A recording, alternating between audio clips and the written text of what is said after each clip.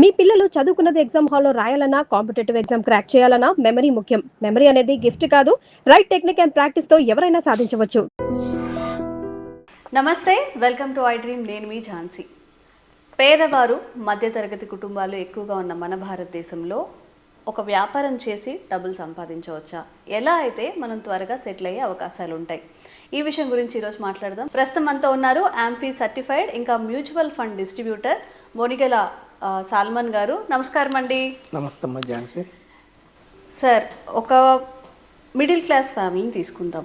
మన దగ్గర ఇండియాలో చాలా ఎక్కువ మంది చాలా కళ్ళకు అంటూ ఉంటారు, పిల్లల చదువుల కోసం అని కానివ్వండి, ఆడపిల్లలు ఉంటే మ్యారేజెస్ కోసం కానివ్వండి, బ్యాంక్స్లో కానీ మ్యూచువల్ ఫండ్స్ పక్కన పెడితే బ్యాంక్స్లో ఫిక్స్డ్ డిపాజిట్ చేసుకోవడం, లేకపోతే ఎక్కడైనా అప్పుకి ఇవ్వడం, ఇలాంటివన్నీ చేస్తుంటారు.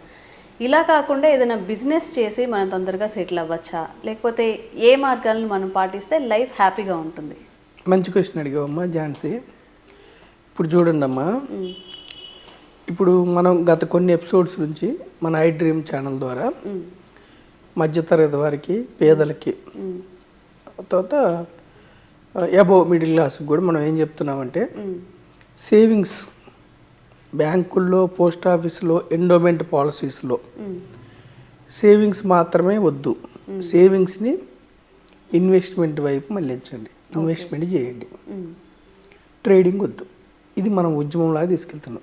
No savings, no trading, only investment. Investment అంటే ఒక ముందు చూపుతో కొంతకాలానికి ఇంత రిటర్న్ వస్తుందని ఎక్స్పెక్ట్ చేసి చేసేదాన్ని ఇన్వెస్ట్మెంట్ అంటారు. ఓకే. అయితే మనం ఏం చెప్తున్నామంటే, బిజినెస్ చేసుకునే వాళ్ళు కావచ్చు, ఎంప్లాయీస్ కావచ్చు, మీరు ఒకసారి డబ్బు సంపాదించిన తర్వాత ఆ డబ్బు మీకోసం పనిచేయాలి. అలాంటి చోట ఇన్వెస్ట్ చేయండి అని చెప్తున్నాం. సో మీరు సెకండ్ ఇన్కమ్ జనరేట్ చేసుకోమని చెప్తున్నాం. సెకండ్ ఇన్కమ్ జనరేట్ చేసేటప్పుడు మీ ప్రజెన్స్ అక్కడ ఉండకూడదు. అంటే మీరు శారీరక శ్రమ పొందకూడదు. కేవలం మైండ్తోనే మీరు డబ్బులు సంపాదించేలాగా వైజ్గా ఇన్వెస్ట్ చేయమని చెప్తున్నాం. సో ఇప్పుడు మనం ఏం చెప్తున్నాం అంటేనమ్మా, మీరంటే ఇక్కడ ఉద్దేశం మన ప్రజలు, మిమ్మల్ని బేస్ చేసుకొని నేను ప్రజలకి సందేశం ఇస్తున్నాను. మీరు ఏ ఉద్యోగం చేయండి, ఎంత పేదవారన్నా కానివ్వండి, వాచ్మెన్ అవ్వచ్చు, ఆటో డ్రైవర్ అవ్వచ్చు, కూలీ అవ్వచ్చు, లేదా ఎవరైనా కావచ్చు, మీరు మీ డబ్బుతో మీరు సెకండ్ ఇన్కమ్ జనరేట్ చేయాలి. చదువు లేకపోవచ్చు, ఎనీ రిలీజియన్, ఎనీ క్యాస్ట్, ఏదైనా కావచ్చు, ప్రాంతం ఏదైనా కావచ్చు. సో దానికి మార్గాలు ఏం చెప్తున్నాం అంటే, మీరు కంపెనీస్లో ఓనర్స్ అవ్వండి. కంపెనీస్లో ఓనర్స్ అయితే ఎప్పుడు కూడా ఓనర్షిప్కి ఏంటి, వచ్చిన లాభాలు సమానంగా పంచుకోవచ్చు. ఓనర్షిప్ ఒకవేళ నష్టాలు వస్తే కూడా నష్టపోతాం ఓనర్షిప్ అంటే. అదే ఎంప్లాయీ లాగా ఉంటే మనకి ఫిక్స్డ్ ఇన్కమ్ ఉంటుంది ఎంప్లాయీ అయితే. ఓనర్షిప్ అయితే ఫిక్స్డ్ ఇన్కమ్ కాకుండా ఎక్కువ లాభాలు వచ్చినప్పుడు ఎక్కువ వచ్చే అవకాశం ఉంటుంది, నష్టం వచ్చినప్పుడు నష్టం వచ్చాం. అయితే ఇక్కడ కంపెనీస్ కూడా రెండు రకాల కంపెనీస్ ఉంటాయమ్మా. ఒకటి ప్రైవేట్ లిమిటెడ్ కంపెనీస్, రెండు పబ్లిక్ లిమిటెడ్ కంపెనీస్. ఇప్పుడు ప్రైవేట్ లిమిటెడ్ కంపెనీస్ అంటే ఏమిటి? ఏవైనా మనకి ఎంటర్‌ప్రెన్యూర్స్ కానివ్వండి, లేకపోతే డేటా ఎంట్రీస్ కానివ్వండి, ఇట్లా ఛానల్స్ కానివ్వండి. ఇప్పుడు చూడండి అమ్మా, మనం ఉన్న వీధిలో కానీ, మనం ఉన్న చుట్టుపక్కల కానీ హోటల్స్ ఉంటాయి, బాగా టేస్ట్ ఉండే హోటల్స్. మీరు ఒక హోటల్లో ఆతిథ్యం స్వీకరించారు, ఆ హోటల్లో ఫుడ్ కానీ, ఆ హోటల్లో మర్యాదలు కానీ సూపర్ ఉన్నాయి, మీకు నచ్చాయి. మీరు ఆ హోటల్లో పార్ట్నర్షిప్ కావాలనుకుంటున్నారు, మీరు వెళ్ళి అడిగారు అనుకోండి. ప్రైవేట్ లిమిటెడ్ కంపెనీస్లో ఎవరికి పార్ట్నర్షిప్ ఎవరు తీసుకోరు వాళ్ళు అసలు. ఆల్రెడీ ప్రైవేట్ లిమిటెడ్ కంపెనీస్ అంటే ఆ ఓనరు, వాళ్ళ కుటుంబం, వాళ్ళ బంధువులు ఉంటారు. అంటే కొద్ది మంది వాళ్ళతో పార్ట్నర్షిప్ ఉండేదని ప్రైవేట్ లిమిటెడ్ కంపెనీస్ అంటే. మీరు హాస్పిటల్కి వెళ్ళారు, బాగుంది హాస్పిటల్, గుడ్ నేమ్ వచ్చింది, మనకి పార్ట్నర్షిప్, ప్రజలకి పార్ట్నర్షిప్ ఎవరు అనుకోండి, దాన్ని ప్రైవేట్ లిమిటెడ్ కంపెనీస్ అంటారు. పబ్లిక్ లిమిటెడ్ కంపెనీస్ అంటే ఇప్పుడు ఇదే మీరు Taj hotel, Indian hotels, 5 star hotels మీకు నచ్చింది ఆ హోటల్, అంత బాగుంది, సిస్టమేటిక్గా బాగా గ్రో అవుతుంది. అందులో మీరు పార్ట్నర్షిప్ తీసుకోవాలంటే జస్ట్ మీరు ఒక డిమాట్ అకౌంట్ తీసుకొని ఆ కంపెనీ షేర్ కొనుక్కుంటే మీరు ఓనర్ అవుతారు. మీరంటే మీరు కదా, పబ్లిక్ ఎవరైనా, కూలీ అయినా ఓనర్ అవ్వచ్చు, ఆటో డ్రైవర్ అయినా ఓనర్ అవ్వచ్చు, వాచ్మెన్ అయినా. అంటే ఇక్కడ నేను కించపరచడానికి అంటలేదు, ఎంత పేదవారైనా ఏ స్థాయిలో ఉన్న పబ్లిక్ లిమిటెడ్ కంపెనీస్లో ఓనర్ అవ్వచ్చు. ఓకే.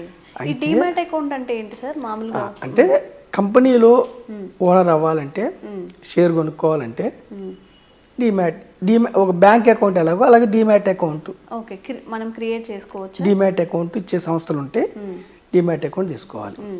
అయితే మనం ఏం చెప్తున్నామంటే అమ్మ, పబ్లిక్ లిమిటెడ్ కంపెనీస్లో ఓనర్ అయితే మధ్యతరగతి వారు బ్యాంక్స్లో ఓనర్స్ అవ్వచ్చు, హాస్పిటల్స్లో ఓనర్స్ అవ్వచ్చు, ఏ బిజినెస్లో. ఇప్పుడు చూడండి అమ్మ, మనము మన చుట్టూ ఉన్న వస్తువులు, మనం కన్జ్యూమ్ చేసే వస్తువులు మ్యాక్సిమం 80% పబ్లిక్ లిమిటెడ్ కంపెనీస్ నుంచే వస్తాయి. ఓకే. మనం వాడే బ్యాంక్స్ అన్ని పబ్లిక్ కంపెనీస్, పబ్లిక్ బ్యాంక్స్. ఓకేనమ్మా. మనం పొద్దున్న లేస్తే వెలిగించే గ్యాస్ దగ్గర నుంచి, వాడే వస్తువుల దగ్గర నుంచి, హిందుస్థాన్ యూనిలివర్ కానీ, ఫ్రిడ్జ్ కానీ, ఫ్యాన్ కానీ, రిఫ్రిజిరేటర్లు కానీ, ప్రతి వస్తువు public limited. 80% 90% public limited companies. Okay. మనం చేసే మిస్టేక్ ఏమిటంటే, మన భారతదేశంలో మన పేద ప్రజలు కానీ మధ్యతరగతి వారు చేసే మిస్టేక్ ఏమిటంటే, ఎంప్లాయీగా ఉండటానికి మాత్రమే ఇష్టపడుతున్నారు. ఎంప్లాయీగా ఉంటే లిమిటెడ్ ఇన్కమ్, లేదంటే బిజినెస్ చేస్తున్నారు, ఒక హోటల్ పెట్టారు, ఒక ఎనీ హోటల్, లేదంటే ఎనీ బిజినెస్, కూరగాయల వ్యాపారంగా ఏదైనా కావచ్చు, లిమిటెడ్ ఇన్కమ్. దాన్ని వైజ్గా ఇన్వెస్ట్ చేస్తే, తెలివిగా ఇన్వెస్ట్ చేస్తే, అంటే కంపెనీస్లో ఓనర్స్ అయితే, పబ్లిక్ లిమిటెడ్ కంపెనీస్లో ఓనర్స్ అయితే, మీరు ఈ కంపెనీ యొక్క గ్రోత్ని బట్టి, ఈ కంపెనీస్కి లాభాలు వస్తుంటే మీకు కంపెనీలు డివిడెండ్స్ ఇస్తాయి, లాభాలు పంచుతాయి. ఓకేనమ్మా. తర్వాత క్యాపిటల్ గెయిన్ అంటే షేర్ వాల్యూ పెరుగుతూ ఉంటుంది. సో మనం ఏం చెప్తున్నాం అంటే, పబ్లిక్ లిమిటెడ్లో ఓనర్షిప్ తీసుకోవడానికి పేదవారు మధ్యతరగతి వారు ప్రయత్నించండి. ఓకే. ఓకేనమ్మా. అయితే ఇక్కడ లిమిటెడ్ అంటానికి అర్థం ఏమిటి? లిమిటెడ్, ప్రైవేట్ లిమిటెడ్కి పబ్లిక్ లిమిటెడ్ అని ఉంది. లిమిటెడ్ అంటే ఏంటంటే, లిమిటెడ్ అంటే లయబిలిటీ లిమిటెడ్ అమ్మ. అంటే ఇప్పుడు మనం ఒక గ్యాస్ కంపెనీలో షేర్ తీసుకున్నాం, ఓనర్ అయ్యాం మనం. ఆ గ్యాస్ కంపెనీలో ఏదైనా ప్రమాదం జరిగింది అనుకో, కేసు షేర్ హోల్డర్స్ మీద రాదు. ఓనర్, మనం షేర్స్ కొనుక్కున్నాం కదా, పబ్లిక్ మన మీదకి రాదు. అక్కడ ఆ టైంలో ఎవరైతే తప్పు చేశారో ఎంప్లాయీ, వాళ్ళ మీద కేసు వెళ్తుంది. అంటే మన బాధ్యత లిమిటెడ్గా ఉంటుంది లిమిటెడ్ కంపెనీస్లో. కానీ మనకు వచ్చే ప్రాఫిట్స్ లేదా క్యాపిటల్ గెయిన్ అన్లిమిటెడ్ ఉంటుంది. మళ్ళీ మనకు పోయే డబ్బు లిమిటెడ్. ఇప్పుడు నేను ఒక 10,000 రూపాయలు పెట్టి ఏదైనా కంపెనీలో ఓనర్షిప్ షేర్స్ తీసుకున్నాను, నా పోయే డబ్బు 10,000 మాత్రమే. నా కంపెనీకి, నేను కొన్న కంపెనీకి విపరీతమైన అప్పులు అయ్యి అప్పులు తీర్చలేని స్థితి వస్తే, ఓకేనమ్మా, నా 10,000 షేర్ జీరో అయిపోతే నా 10,000 మాత్రమే పోతాయి, కానీ నా ఇంటికి వచ్చి ఇంకా నన్ను అప్పులు అడగరు. అదే మనం ఇండిపెండెంట్గా బయట మనం ఒక బిజినెస్ పెట్టుకుంటే, మనం ఒక 5 లక్షలు తీసుకెళ్ళి బిజినెస్ పెట్టామమ్మా, ఇంకా ఎక్కువ అప్పులు అయినాయి అనుకో, మనం రొటేట్ చేయటం రాక, అప్పుడు మనం ఇల్లు పర్సనల్ ఆస్తులు కూడా అమ్ముకొని తీర్చాల్సి వస్తుంది. అంటే ఇక్కడ అప్పులు, బాధ్యత ఇవి లిమిటెడ్ ఉంటాయి లిమిటెడ్ కంపెనీస్లో. సో ఇప్పుడు మనం ఇక్కడ అసలు పాయింట్కి ఎందుకు వస్తున్నామమ్మా, మనం కొంతకాలంగా పేద ప్రజల్ని మధ్యతరగతి వారిని ఏం చెప్తున్నామంటే, కేవలం ఎఫ్డీలు, ఆర్డీలు, ఎండోమెంట్ పాలసీస్, చిన్న చిన్న ఇన్స్ట్రుమెంట్స్, ఏది పిఎఫ్ కానీ, సుకన్య సమృద్ధి కానీ, పెద్దగా రిటర్న్ రాని ఇన్స్ట్రుమెంట్స్లు మీరు పెట్టుకుంటే సేవర్స్ మీరు లూజర్స్ అవుతున్నారు. ఇన్ఫ్లేషన్, ద్రవ్యోల్బణం కూడా రాకుండా లూజర్స్ అవుతున్నారు. కాబట్టి సేవింగ్స్ కాకుండా ఇన్వెస్ట్మెంట్ వైపు రండి. ఇన్వెస్ట్మెంట్ అనగానే స్టాక్ మార్కెట్లో ట్రేడింగ్ కాదు, ట్రేడింగ్లో మొత్తం డబ్బులు పోతాయి. ట్రేడింగ్ అంటే future and options, intraday. Trading వద్దు, ఇన్వెస్ట్మెంట్ చేయండి. మళ్ళీ ఇన్వెస్ట్మెంట్లు కూడా అమ్మా, ఇప్పుడు ఏ స్టాక్ పడితే ఆ స్టాక్, భారతదేశంలో 5,000 స్టాక్స్ ఉన్నాయి. ఏ స్టాక్ పడితే ఆ స్టాక్ కొనుక్కొని లాభాలు వస్తాయంటే లేదు. కొన్ని జీరోస్ అయిన స్టాక్స్ కూడా ఉన్నాయి. మనం అందుకే పేద ప్రజలు ఏం చెప్తున్నాం, మధ్యతరగతి వాళ్ళని ఏం చెప్తున్నాం అంటే, మనకి దేశం ఇచ్చిన అదృష్టం equity mutual funds. Equity mutual funds, equity mutual funds అంటే మీరు 100 రూపాయలు పెడితే కూడా 50 కంపెనీస్లో మీకు ఓనర్షిప్ వస్తుంది. 50 కంపెనీస్లో మీకు ఓనర్షిప్ వస్తుంది. మనకు నాలెడ్జ్ లేకపోయినా ఏ కంపెనీలో పెట్టాలి, ఏదో అమ్మాలి, ఫండ్ మేనేజర్ చూసుకుంటాడు. అందుకే మనం ఏం చెప్తున్నామంటే, పబ్లిక్ లిమిటెడ్ కంపెనీస్ వైపు మీరు ఇన్వెస్ట్ చేయడానికి ఆలోచన పెంచుకోండి. మీ ప్రజెన్స్ ఉండకూడదు. మీరు లేకపోయినా మీకోసం కంపెనీస్ పనిచేయాలి, మీకోసం బోర్డ్ ఆఫ్ డైరెక్టర్స్ పనిచేయాలి, ప్యాసివ్ ఇన్కమ్ జనరేట్ చేయాలి. షార్ట్ పీరియడ్లో ఈక్విటీ, మన మ్యూచువల్ ఫండ్స్లో, ఈక్విటీ మ్యూచువల్ ఫండ్స్లో కానీ పబ్లిక్ లిమిటెడ్ కంపెనీస్లో కానీ రిస్క్ ఉంటుంది. డైరెక్ట్ స్టాక్స్ కొంటే హై రిస్క్ ఉంటుంది. నాలెడ్జ్ ఉంటేనే డైరెక్ట్ స్టాక్స్ కొనండి. నాలెడ్జ్ లేని వాళ్ళ కోసం మనం ఏం చెప్తున్నామంటే, డైవర్సిఫైడ్ ఈక్విటీ మ్యూచువల్ ఫండ్స్. మీ డబ్బే మీకు డబ్బును సమకూర్చి పెట్టాలంటే మీరు 50 పబ్లిక్ లిమిటెడ్ కంపెనీస్లో పార్ట్ 1 రావాలి. అది కూడా ఒక రంగం కాకుండా 15 రంగాలు. దాన్ని డైవర్సిఫైడ్ అంటారు.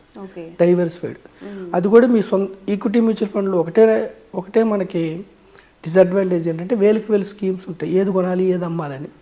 సో మీరు ఒక ఫైనాన్స్ ప్రొఫెషనల్ ద్వారా, ఒక అడ్వైజర్ ద్వారా, లేదా మ్యూచువల్ ఫండ్ డిస్ట్రిబ్యూటర్ ద్వారా మీ యొక్క లక్ష్యాలకు అనుగుణంగా మీరు ఇన్వెస్ట్మెంట్ వైపు, పబ్లిక్ లిమిటెడ్ కంపెనీస్ ఇన్వెస్ట్మెంట్ వైపు మీరు మళ్ళీతే, అంతిమంగా మీకు ఏమైందంటే, కంపెనీస్లో మీ డబ్బు ఇన్వెస్ట్ చేస్తే కంపెనీస్కి డబ్బు రావటం వల్ల అడిషనల్గా ఇంకా బ్రాంచ్లు తెరుస్తారు.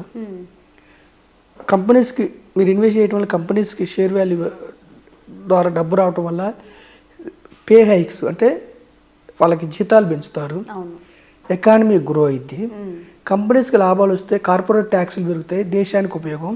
ఎప్పుడైతే దేశానికి డబ్బు వస్తుందో వాళ్ళు మళ్ళీ స్పెండ్ చేస్తారు రోడ్ల మీద, సంక్షేమం మీద, ఎకానమీ గ్రో అయింది, అంతిమంగా మీరు గ్రో అవుతారు. సో మనం పేద ప్రజల మధ్యతత్వాన్ని మన యొక్క ఎపిసోడ్ ద్వారా ఏం చెప్తున్నాం అంటే, కేవలం ఎంప్లాయీగా, లేదంటే మీరు ఏదో చిన్న బిజినెస్ చేసుకుంటే అక్కడే ఆగకుండా ఇన్వెస్ట్మెంట్ వైపు వచ్చి, పబ్లిక్ లిమిటెడ్ కంపెనీస్లో ఇన్వెస్ట్మెంట్ వైపు వచ్చి, డైరెక్ట్ స్టాక్స్ మీకు తెలియకపోతే equity, diversified equity mutual fund ద్వారా వచ్చి ఎకానమీ గ్రోత్లో మీరు కూడా పార్టిసిపేట్ అయ్యి మీ యొక్క పర్సనల్ ఇన్కమ్ని గ్రో చేసుకోవడానికి ట్రై చేయమని నేను మీ ద్వారా అభ్యర్థిస్తున్నాను. ఓకే, నిజంగా చాలా మందికి మీరు చెప్పినట్లుగా ఎన్నో కోట్ల మంది ఉంటే తక్కువ మంది ఇన్వెస్ట్ చేస్తున్నట్లు, ఎంతసేపు ఎఫ్డి చేద్దామా లేకపోతే ఏదైనా చిట్టి కడదామా ఇలాగే చూస్తూ ఉంటారు. ఇట్లా ఇన్వెస్ట్ చేస్తే నిజంగా రిటర్న్స్ కూడా మంచిగా ఉంటాయి, హ్యాపీ లైఫ్ లీడ్ చేసే అవకాశం కూడా ఉంటుందండి. Thank you so much. Thank you అమ్మ ఝాన్సీ.